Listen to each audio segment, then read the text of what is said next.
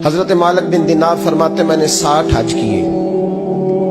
एक हज के मौके पर मैंने बड़ा रश देखा, लाखों का इज्तिमा हुआ। मेरी बातों की समझ तो आ रही है ना आप दोस्तों? जो नहीं बोल रहे उन्हें भी आ रही है ना? अल्लाह जज़ा दे। कहते लाखों का मजमा था तो मेरे दिल में ख्याल आया, मैंने कहा अल्लाह इतने लोग आए हैं, इनका हज कबूल भी हुआ है कि नहीं? फरमाते मैं सोच रहा था तो रात को ना ख्वाब में मैंने किसी कहने वाले को कहते हुए सुना कि सब का कबूल हो गया। बल्ख का रहने वाला मोहम्मद बिन हारून बल्खी है, उसका हज कबूल नहीं।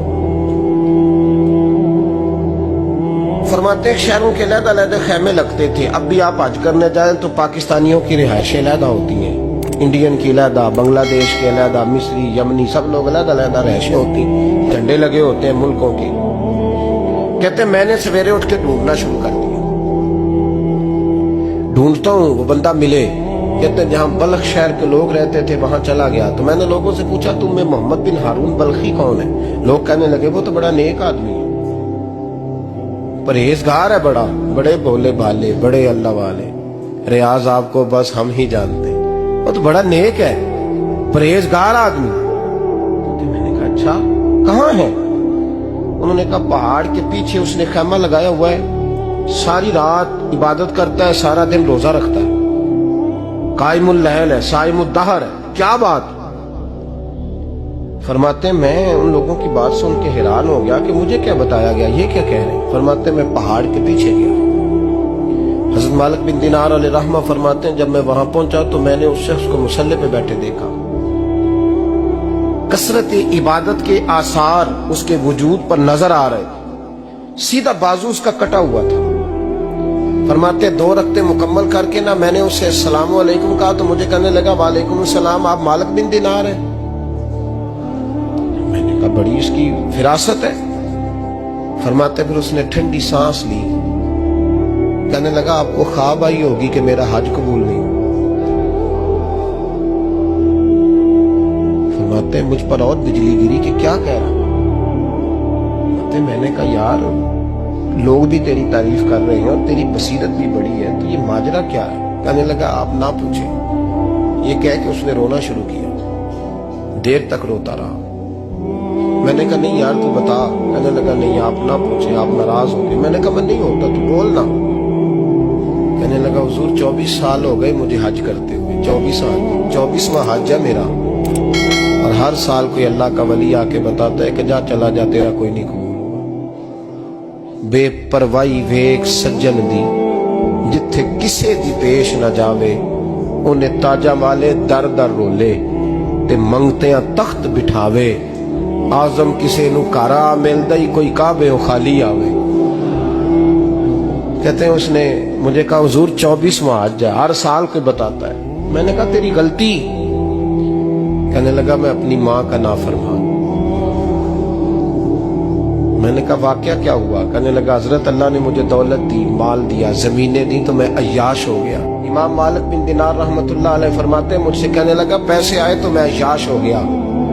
रमजान का महीना था, असर के बाद मेरी अम्मा इफ्तारी की तैयारी कर रही थी, मैं गया, मैंने कहा शराब पी हुई, अम्मा रोटी दे, तो अम्मा कहने लगी शर्म कर, शर्म कर, रोजा रखा नहीं तो जिन्होंने रखा है उनका तो ख्याल कर। कहते अम्मा की बात का मुझे गुस्सा लगा। मैं कहा करता हूं बदनसीब है वो बेटा जिसका बाप उससे बात करते हुए डरता है कि पता नहीं कहां से बोलेगा। बदनसीब नहीं वो बेटा जिसकी माँ उससे बात करते हुए सहम जाती है कि पता नहीं कौन सी बोली बोलेगा। बदनसीब नहीं कि माँ बाप भी जिससे खोल के बात ना कर सके। हजरत मालिक बिन दिनार से कहने लगा अम्मा ने जब कहा ना शर्म कर तो मुझे गुस्सा आया, मैंने माँ को थप्पड़ मारा और मेरी माँ जलते हुए तंदूर में गिरी। लोगों ने मुझे पकड़ के अंदर बंद कर दिया कमरे में। सारी रात में शोर सुनता रहा पर नशे में धोत रहा। सवेरे आंख खुली तो मेरी बीवी बैग बांध रही थी। मैंने कहा कहाँ जा रही हो? कहने लगी जो माँ का नहीं बना मेरा कैसे बनेगा? वो मैंने कहा मेरी अम्मा का वो तो लोगों ने रात को ही दफन कर दी जनाजा पढ़ के। तड़प के कहने लगा मुझे क्यों नहीं बताया? तो कहते हैं लोग कहने लगे तेरी मरती हुई माँ कह गई थी इसे मेरा मुंह ना देखने देना। میرے جنازے کے قریب نہ آئے. حضرت مالک بن دینار فرماتے ہیں جب اس نے یہ بات سنائی تو میں نے بھی اس کے منہ پہ تھپڑ مارا. میں نے کہا تو اسی قابل ہے. کہتے ہیں وہ رونے لگا, حضور دعا کرے اللہ مجھ سے راضی ہو جائے. کہنے لگا جب ماں کی انتقال کی خبر ملی تو میں نے کلاڑی لے کے وہ ہاتھ کاٹ دیا جس سے ماں کو مارا تھا. میں نے ساری جائیدادیں خیرات کر دی. 24 سال ہو گئے, 24 سال. ساری رات نماز پڑھتا ہوں, روزہ رکھتا ہوں, حج کرتا ہوں, پر ہر سال کوئی آ کے کہتا ہے جا دوڑ جا تیرا کوئی نہیں قبول ہوا. حضور دعا کرے مالک راضی ہو جائے. فرماتے ہیں میں تھپڑ مار کے آ گیا. میں نے کہا تجھ سے راضی ہو جائے اتنے ظالم سے.